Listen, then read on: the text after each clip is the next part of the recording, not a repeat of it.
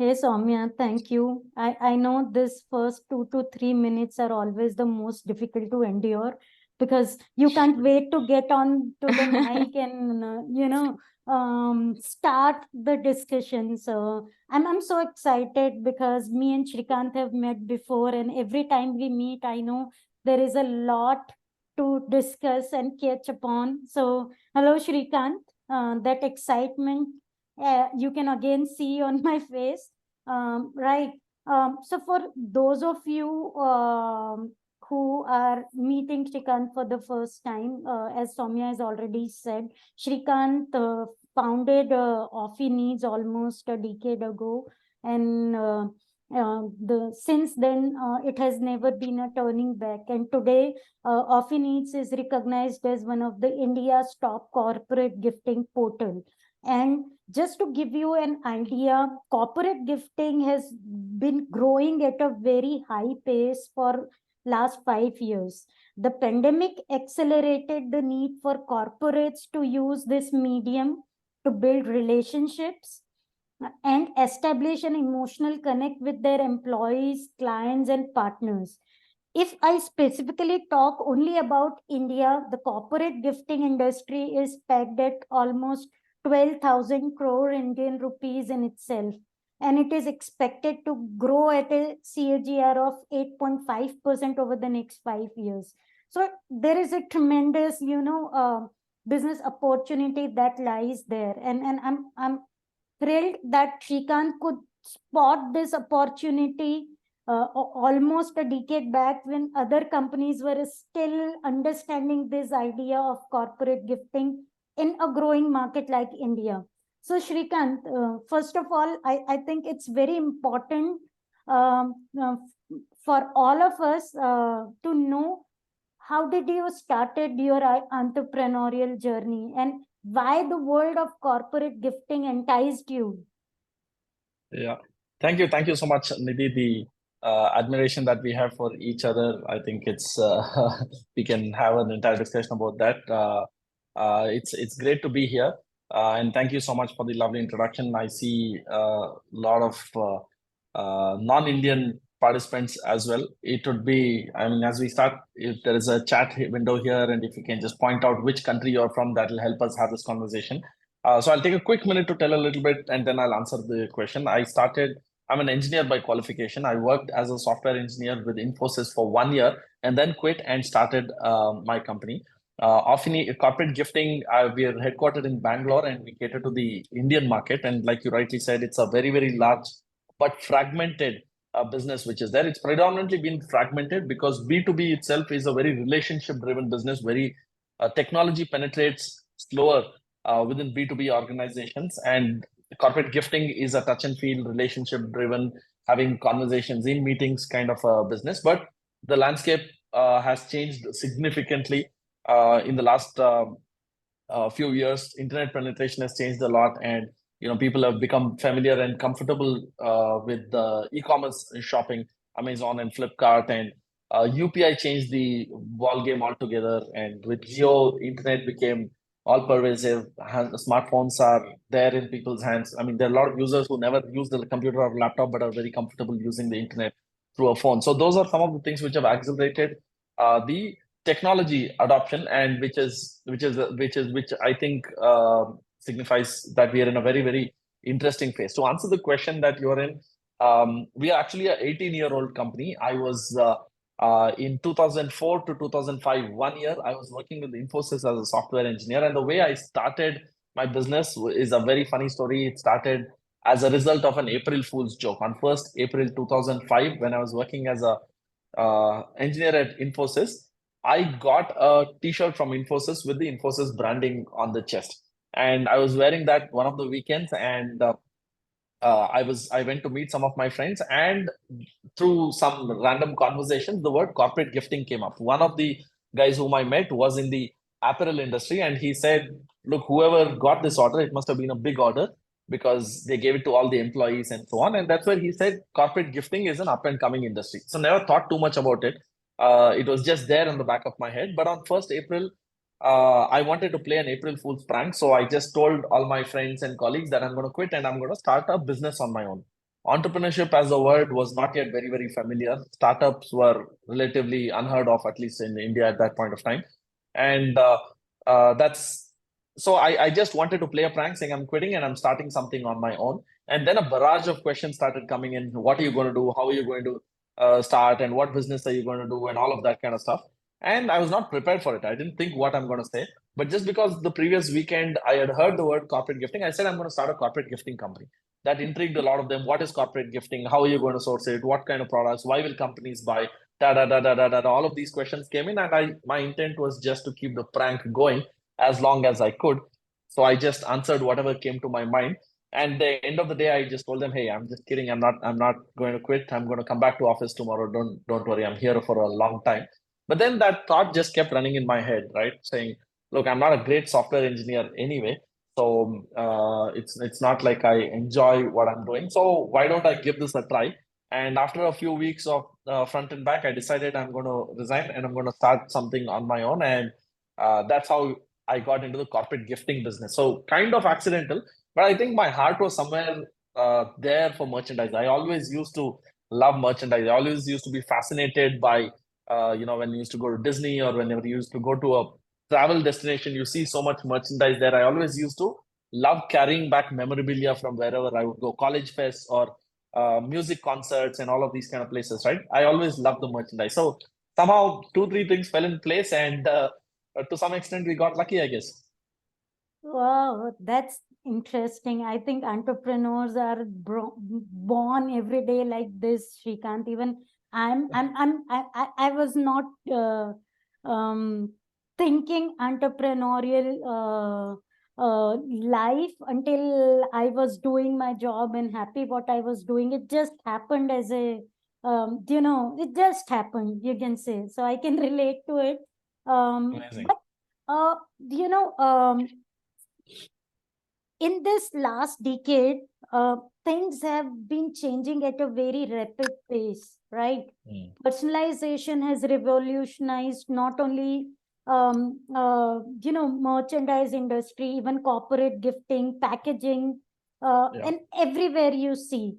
Uh, do you think it has impacted even your business strategy, revenues, and profit margins per se? Has personalization has impacted your strategy? Look, personalization is the backbone of corporate gifting, right? So Yeah, we, I we truly understand, but earlier it was limited to certain space. Now yeah, everything. People, earlier corporate gifting was limited to maybe just wearing the office tee or having your letterheads and your yeah, uh, whatever business cards and all that. Right now, even if you enter office, everything you see, from the water bottles to yeah, pens, mugs, day to day stationery, anything and everything is personalized, is yeah, branded, right? yeah, And the demand have been rising. So how it has absolutely. impacted your business strategy? No, 100%. I would say that the awareness or the need for people to personalize the goods that they use, the things that they use in day-to-day business, has contributed to a actively growing market. There's no doubt about that, right? I mean, just to give you some context, if you were networking, 10 years back, and people were exchanging cards, you would see that more than 50-60% of them just had plain simple cards, the company name written in Arial font or Times New Roman or whatever it is, right? There was nothing which was there. But today you go Yeah, networking, every card has a fancy logo, has a good looking design and all of that kind of stuff. And invariably, you look at any design agency or even a freelancer, one when he or she makes a logo, he also shows a mock-up of what else you could do with this logo. This is what the card is going to look like. This is what a t-shirt is going to look like. This is what the bottle is going to look like. A backpack is. So people are today, when they're thinking about starting a business, first thing they think about is, should I start a private limited company or a LLP or a partnership? The second thing that they think about is, what should my brand logo look like? So once they create that logo, once they've spent some amount in designing that logo, they need to use it somewhere, right? So I think this industry is ever growing. It's not going anywhere, and it has evolved a lot. It has, like you rightly said earlier, it was just about carrying a logo, but now it's a lot more, right? So it's about expressing anecdotal information. It's about expressing the philosophy. Like for example, this hoodie that I'm wearing, it says creating brand ambassadors every day, right? It's not just and I think my Offineeds logo is right there or something like. So you are Exactly. personalizing everything that you carry all the time. And And I think pandemic fueled it because the corporates had to have that connect with their employees, even if they're yeah, sitting at home or different locations. So I think yeah, pandemic gave it altogether a new, experience to whole of the yeah. corporate gifting concept, I would say. Right? Absolutely. Absolutely. Absolutely. 100%. So I will say we use two words here in my industry. Actually, we call it customization. Customization is basically what you customize a product with the same logo for all of them, right? So let's say you place an order for 100 t-shirts and everything has the same logo. We call it customization. Personalization is how you can personalize it for each individual. Let's say if my name was there on the back of a thing, or if I print my name on the bottle right here, and 100 people Exactly. have 100 different, we call it as personalization. So personalization has become possible. Until recently it was possible only on paper equivalent products, because digital printing was possible on that. But now UV digital printers and DTF digital printers have come in, which can do a lot of digital printing on physical products as well. And technology has become more accessible, and things like that. Because of that, customization has anyway been there, but I think that's gone to the next level. But a layer of personalization which is coming, where you can personalize with nicknames, with numbers of the team jersey numbers and all of that kind of stuff, and this can be done at scale, right? And what is interesting is now players like yourself are making it easy to enable this through technology. Otherwise we've been doing this, but it's been a lot of brick and mortar kind of business. You speak to somebody on the phone, send them an email, then a designer will make a mock-up and send it, and to and fro here and there, and then you don't tend to realize that some names are really big and they don't fit on the back of a t-shirt. Some names are really small, and these are kind of brick and mortar kind of functioning which has been there. But now with technology, like we've been using Design and Buy's extension on our Magento website, and it is beautiful. You don't have so much dependency on a professional designer. Just about anybody can come onto the site and they can do it by themselves. So there's no doubt about it. Customization as well as personalization are really making it creating exciting ways in which people can use merchandise, and people we never thought would actually leverage on merchandise. It would typically be, you'd think that merchandise is for large corporates and large companies, but a lot of small and medium businesses, a lot of trainers and coaches, a lot of gamers, and a lot of YouTubers, a lot of Instagrammers have started leveraging on merchandise, because it's become easy to be able to design and to be able to produce online in a digital, in a digital method, and reap the benefits of that in the physical world, so to say. Yeah, no, I totally agree with you, Shrikant, that I know you started more of as an offline business, but I can see that you are an early mover who then merged the online strategy with your offline strategy, and you have beautifully used the blend of both for the growth of your business, right? Yeah. So my next question to you, Shrikant, would be that when you entered this market, you knew that you are entering something which is very competitive. There were players like Vistaprint who are global competitors or global service providers in this space. How do you make sure you stand out? What was your niche? Yeah. Okay. So, corporate gifting and custom merchandise, right, is such a large market, and the providers or solution providers are extremely, extremely fragmented. So there is not a single player who's even uh, catering to 0.1 or 0.0% of the market size. Just to give you some context, the corporate gifting market is estimated to be in India about 1 lakh crore rupees, right? Mhm. That is a very, very massive number, and growing, like you said, 8.5% year on year. And there is no corporate gifting company which is, probably a handful of corporate gifting companies which are around even the 100 crore mark. So there is nobody who you can say is a dominant player. Nobody even has like 1 or 2% of the market share to them. So it's, as of now, corporate gifting is a extremely fragmented, extremely fragmented. Everybody's identified their niche, and their if they dominate that niche, that is big enough, right? And when I say niche, there are industry-wise niche and size-wise. Okay, so if we speak about, for example, in the corporate gifting space, it can be who are businesses gifting to. Businesses are gifting to employees, to their customers, and to their channel partners. And depending on who they're gifting to, which industry is gifting, you can break this industry into multiple niches. So there are companies I know who only cater to pharma gifting, pharmaceutical companies. I know about companies who are only specialized in manufacturing company gifting, in trade shows. I know some companies who are only working with colleges and schools and colleges. I know some corporate gifting companies who work only with the biggest of the biggest companies who have more than 10,000 or 20,000 employees, like that. I know companies who are catering to. So the print venue and the Vista Print are typically catering to MSMEs and very small businesses. That is what. So print venue and Vista Print basically come from the background that, hey, we used to print visiting cards and brochures and those kind of things, print on paper kind of business.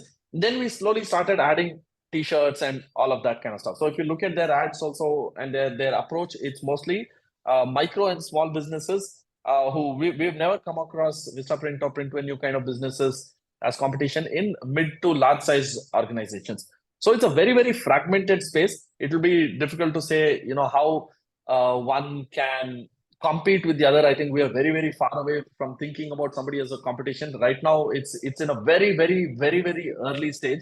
The gifting market has somehow, I think all the big players It's who are there who are, evolving. it's Yeah, evolving. All the big yeah. players, your Tatas and Reliance and everybody is focusing on the B2C consumer facing business. I'm thinking in the next 2-3 years, they are going to think about B2B also. And that's when the industry will really go through a disruption. And like you said, I'm hopeful that our technology would have been evolved enough that we'll be able to take on the biggies or partner with them in some way. That sounds like a plan, Srikanth. And I know, coming from an engineering background, you have always leveraged technology to its fullest, and always progressing your business to the next level and outshine the competition. So I know you have recently invested in Magento, and software like us, or a couple of others, to automate several aspects of your business, right from ordering to job processing to deliveries and everything. Correct. What do you think, or how do you think this is for our audience, that how should, or how any of the print service provider or corporate service provider should be having technology as part of their business plan? Because I know it's no more a choice, it's a it's a basic need at the business. And Yeah. how does this all automation helping with your business growth plans? Yeah. Okay. So I was actually speaking to somebody about this, and I'll put it this way, right? So at all kinds of print and personalization and corporate gifting and merchandise, all these typically are come under the services category. We're not manufacturing something. We're doing some kind of a value addition in the form of printing. Very minor level of manufacturing. Maybe somebody is binding books together or something like that, but it's basically a service business, right? Now, the challenge with service business is that, up to some scale, maybe up to like $1 million revenue or a couple of $1 million revenue or something, functioning like a small business, and, working a brick and mortar style without really building some technology which can help you scale is okay. And that's a comfortable place to be in, right? Because you're making decent profits, you're taking good money home, and you are having a pretty decent lifestyle and things like that. But what happens next is, if you want to take it to the next level, you can tinker with some small kind of technology, but if you really want to take it to the next level, you need enterprise grade technology. You need technology which is which can be compete at a global scale. From a security point of view, it needs to be absolutely strong. Otherwise, you could be getting hacked, and there could be a lot of sensitive data there and things like that. So once you switch that on and move into the next stage, then you're playing a different ball game altogether. It is like, you used to play gully cricket on the street with your friends, and next day you're invited to the stadium in your city, and you need to play the game at a professional league. It's that kind of a switch which is there, and it is expensive, it is hard, but once you make it work, that's where the scale will come in from, right? That's my belief. So it's not an easy decision to make. So to somebody who is asking me, hey, should I go ahead and do this?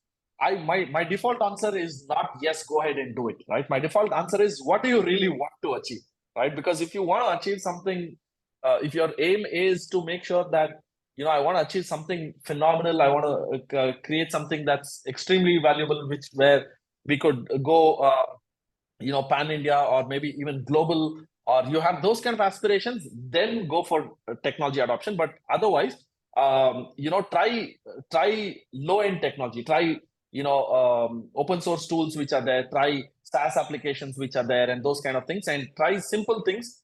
And if that keeps you happy, don't get into enterprise grade technology, because it is expensive, it is hard, and it is evolving so fast. You can never say, hey, I've arrived. By the time you have created something, it's probably already outdated. But if you are aiming big, if you want to take your business to the next level, then there is no midway. You have to go all in with technology, and learn it. If a team with partner with the right kind of agencies, hire the right kind of people, and always keep innovating. The thing with technology is that it evolves so fast, it can be quite difficult to catch up. So you need to stay young in your mind and heart, and you need to keep on learning at all points of time. It's not easy, but it is absolutely worth it if you're able to crack it. Then it becomes your constant companion. It's something you always carry in your mind, heart, and work, because then technology becomes something you can't dispense with, right? So thanks for excellent advice, Srikanth. And my next question was aligned that having succeeded in Indian market, which is very fragmented and competitive, what are Offineeds plan for global expansion? Are you seeing that in the next phase? Yeah, absolutely. There's no doubt about that. So what we are really building here is we're building a technology platform which we're building it in such a way that it can be plug and play into any kind of an environment. We let's say we go into the Middle East market, or we go into the Southeast Asian market, or we go into the African or North American market, or the European market, or anything, right? We're trying to build a platform for the corporate gifting ecosystem, where this should be plug and play, where the customers should be able to come and seamlessly be able to customize their products and build their boxes and place orders, manage shipment and everything. And we should be able to plug in the local suppliers who are already present in that ecosystem. But we are a little away from that. As of now, India is the 5th largest economy in the world, and probably by the end of this decade will be the 3rd largest economy. So there's a big market which is there to be tapped in here. Even in India itself is like a collection of, probably in terms of market size, it's a collection of probably 5 to 10 countries at least. So even when we say India, we are headquartered in Bangalore and we are focused in South India. So we still have a lot to capture in India itself, but we definitely have our have our eyes on the global market. But when we go into the global market, it will definitely be through a partnership with local players who are already doing pretty good there. Okay, Srikanth, we are excited to hear that plan, because we go hand in hand there, right?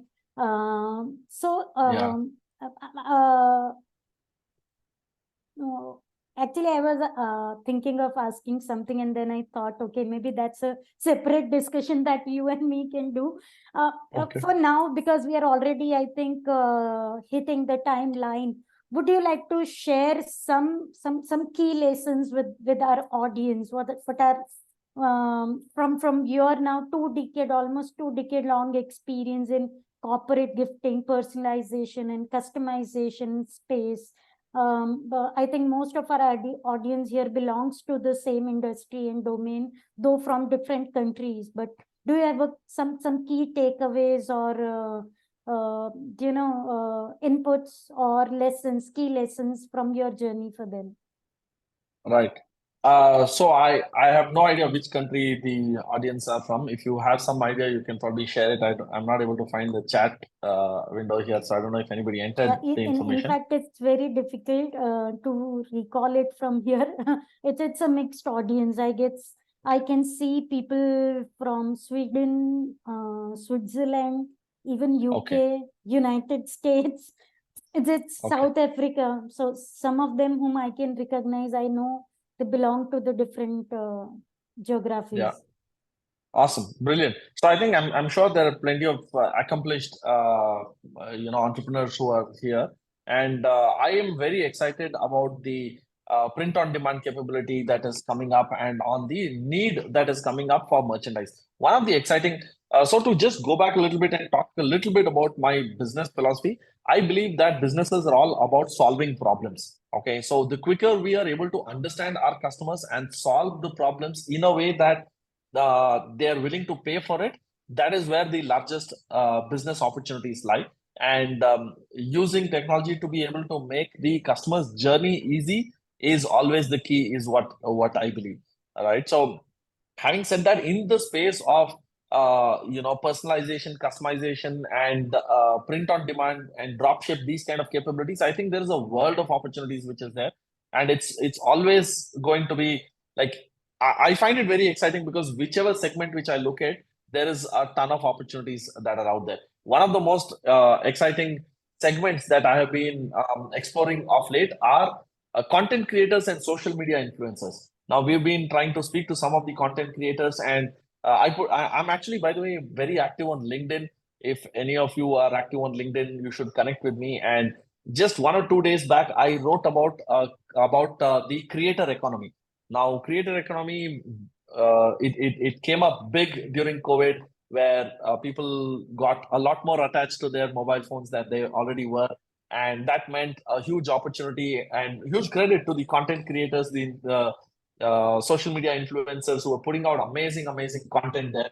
But the business model for content creators was a little iffy. You needed somebody to sponsor their posts and somebody to collaborate with them and all of that kind of stuff. But what is happening that we see off late is that all the content creators are coming up with their own products and their merchandise. I know this is a mature industry in US, but in some of the markets that some people here might be, and in India, it's an up and coming market. In that post, I spoke about uh, a YouTuber who talks about cooking in Kannada, which is one of the local languages which is spoken in one state of India. India has something like 25, 30 states or something like that. And one of the states speaks Kannada. And he and his brother, two of them, they created, it's a YouTube channel called Butt and Butt. They create YouTube videos on cooking in the local cuisine, not even North Indian Yeah, cuisine. national They cuisine. Yeah. Yeah, not a national cuisine, but a local cuisine, and they sell pickles. Right? They show in the YouTube channel how to make pickles, and they sell those pickles. They create some. So that my dad, who's 74 years old, sees this YouTube channel and he says he buys it through WhatsApp. Okay, and he pays Oh, through UPI, and the pickle comes home. I'm like, wow, this is really cool. There is absolutely no boundary to what could be happening there, right? And we've seen exactly. um, creators, and this guy, I mean, he's very simple looking. He's got 1.07 million subscribers on YouTube. I think I'm very excited and upbeat about the creator economy because when Yes. it comes to e-commerce and D2C kind of businesses, marketing and customer acquisition is very expensive, and it is extremely expensive when you have to do it through ads. Facebook and Google have got us by our neck here, and they just keep on increasing the prices the way they like it. So becoming a content creator, putting out content that is useful. So at the end of the post, I got a lot of comments from some accomplished people that look, every business has to become a content creator now, right? So Yes, and exactly. what is interesting is if you are in the business of print on demand and printing personalization, you can put out a lot of interesting products and make videos and make content out of that, which could be of interest to your customers. So I'm super excited about this industry, and I think there is a new business opportunity coming up every single day. If you had asked me to pick one, I would put my money on the creator economy. Wow, Shrikant, that's amazing, because that's what I like about you, is always exploring that niche in crowd, right? I know there are millions of printers out there in Indian economy, and I know many people have tried corporate gifting, personalization, customization. Many businesses have eventually died down during the pandemic, or after, as a result of the post pandemic effect. However, Offineeds have come out as a company who is growing and ever growing, and it's because of that vision that you carry with the company. So I'm sure our audience must have got some of the key inputs they were looking for from this conversation. And so that's all about this discussion, everyone. However, now we open this webinar for any questions that our audience has. So, Soumya, can you guide the audience that I guess they can use the Q&A chat window to put in their questions? Yes, that's correct. That's correct. Our audience can put any questions they have. They'll see a Q&A window there on their screen. So I really invite all of you to shoot as many questions as you have.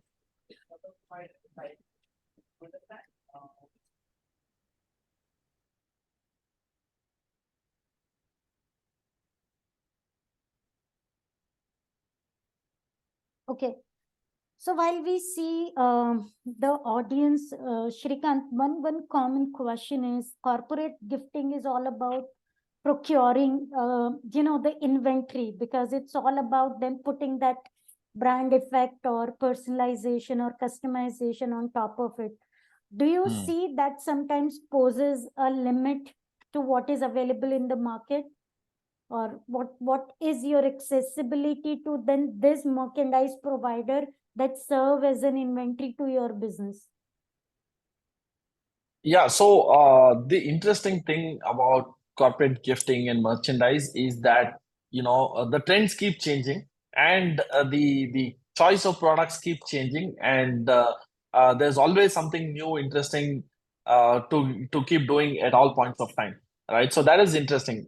So we as a business are an almost zero inventory. We don't hold any inventory of any kind. We liaise with different partners who have different kinds of products, different kinds of brands. That they have, and we leverage on that, and we kind of plug in their inventory on their platform. That is how we do it. And there are two ways to grow this business, right? One, become a product or a brand specialist. So identify one particular product and build inventory, manufacture, develop a product, and take it in that direction, become a product specialist. And somebody like us who is a platform specialist, who is saying, look, I'm a product agnostic. Whatever is trending, whatever products are in demand, whatever new products are coming, we'll be listing on this platform. That is the route that we have taken, and I like that business more than holding inventory. That kind of business is what I feel. That totally makes sense, Shrikant. And here comes the question from the audience, and the question is, do you see the future of business stationery going up? I mean, what's the future of business stationery and online printing? Look, I'll be frank with you here, okay? Digitization is happening at such a rapid pace that I don't know what is the future of stationery, okay? Online printing, yes, I think there's a lot of opportunity which is there, but typically stationery, the way we refer to it, right? People are saying, every time you see in a mail saying don't print unless it is absolutely required.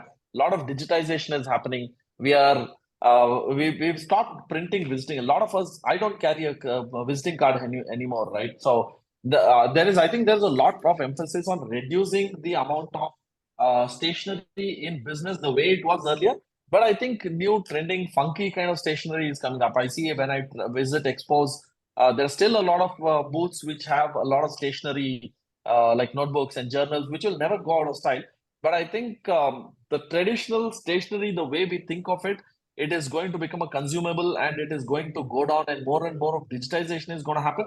But new industries and new avenues are going to open up.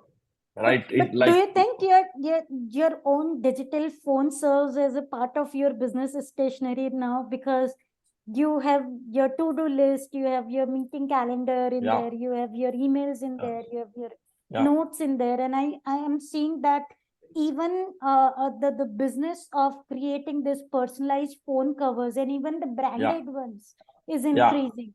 So the way Yeah. I see it, it's transforming into a Yes. altogether new avatar. You can say that Yes. even business stationery is involving or evolving into a completely new avatar, and you Yeah. just need to tap that growing demand, and Yes. that's how you can gauge the growth into that particular niche, right? Absolutely, absolutely, right? From stationery, it is moving towards Yeah, accessories, right? So it is more the typical stationery comes to mind is like copier paper. I used to be in the stationery business, right? So I am aware about this. So the two biggest consumables for any business in the stationery business is copier paper and printing cartridges, and both of these are coming down because companies are encouraging people to not take out printouts. And even if you look 5-10 years back, I think any meeting would start with somebody getting printed printouts and things like that. Now it's not, it doesn't happen like that. You mail it exactly, to them, and conversations are happening on Google Sheets and Google Docs and other tools like that, right? So I think in that exactly. traditional mindset, stationery business is going to slow down. But I think digital printing, which is there, online printing, which is going to go up. That is something which online printing I think is going to go up, because over a period of time we are anything online is going to go up, is what I feel, right? Because as we are all becoming lazier day by day, we want everything delivered in 10 minutes, we want our grocery to be delivered. So we, for everything which is there, it's now become, I mean, to some extent it was a joke saying, hey, look up, there must be an app which will help you do something, right? And turns out there is an app which will help you do that, right? You think Exactly. about, hey, can somebody pick my laundry from my house and I wash it, iron it, and give it. It used to be a joke, but now there are so many apps and websites which do that. So you think it, there's an app. So there are people who are looking for anything online. We don't want to step out of the house. Yesterday, my wife was like, I need to make a duplicate key of this. Let's go and make it. I said, just search. There might be a service which will do that. And turns out there is a service which will create duplicate keys. We didn't use it. It's a different story. But anything online, I think, is going to grow because we as humans want Exactly. to just sit at one place and do it. Um, Exactly. but stationery, in the typical sense, businesses being the biggest consumers of stationery, is going to slow down, is what I feel. Okay. But And that's again my there my is a, prediction, my guess. I think we because we are almost running to closing time of the webinar. I'll pick up the last question, one more question from the audience, that uh, Yeah. AI is taking everything by storm, right? It's everywhere. And do you think it impacting the corporate gifting scenario in any way? I mean, do you think AI is the next big thing that's going to impact the the way people personalize and customize anything and everything around them? As of now, it has not. I haven't seen a use case of AI in the to some extent it can be used. AI/ML can be used to learn how consumers consume content. What is their preference choice? Personalizing digital experiences. Like if you're having an e-commerce website, what products to show and which products to upsell, cross sell, and where to, those kind of things can be done. And but in the corporate gifting itself, we haven't seen much of a use case of AI. We've seen some use cases of augmented reality products, which could be done where you scan something and some kind of an interactiveness happens and things like that.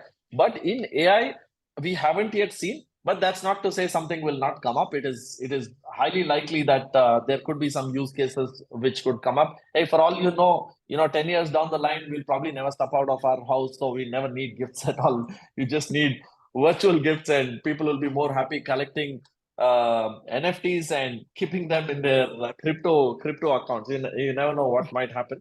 But in the immediate future, I have not seen a strong use case of use of AI in the space of corporate gifting itself. But the website optimization, definitely AI and ML is already That's I mean, that's something typical e-commerce, and it's yeah, all AI, you know. correct. Uh, Adobe already okay. has Sensei, right? So that is something which is already in place. Makes sense.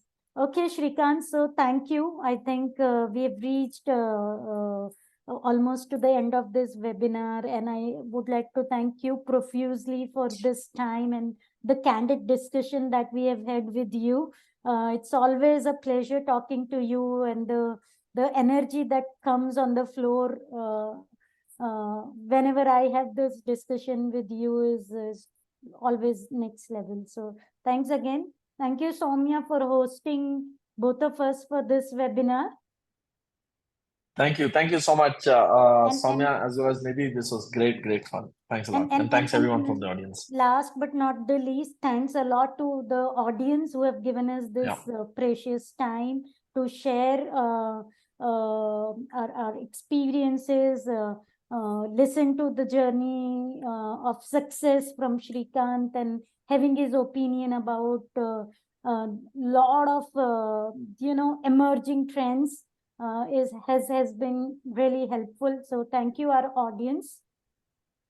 Thank you very much, Nidhi. Thank you very much, Srikanth, for such an insightful session. Lastly, I just want to add a few more things. So here, as you can see on your screen, we have come up with a digital marketing course. And as Srikanth was saying, everything is going online, and everybody is online. So if you want to differentiate yourself from other online players, you need a strong digital marketing strategy in place. So for the printers especially, we have created a course which has, like, in collaboration with Joanne Gore, who is specialized in digital marketing for print businesses. So it is there on Udemy, and you can connect with us as well to get your free code.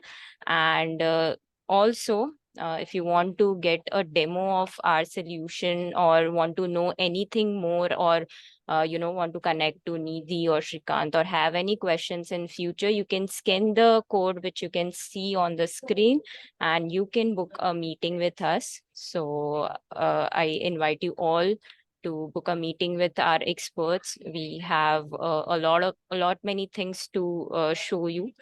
So thank you very much. Thank you, everyone. Have a great day. Goodbye. Bye, Srikanth. Thank you, Soumya. Thank you. Thanks, everyone. Have a great Bye. day, everyone. Thank you.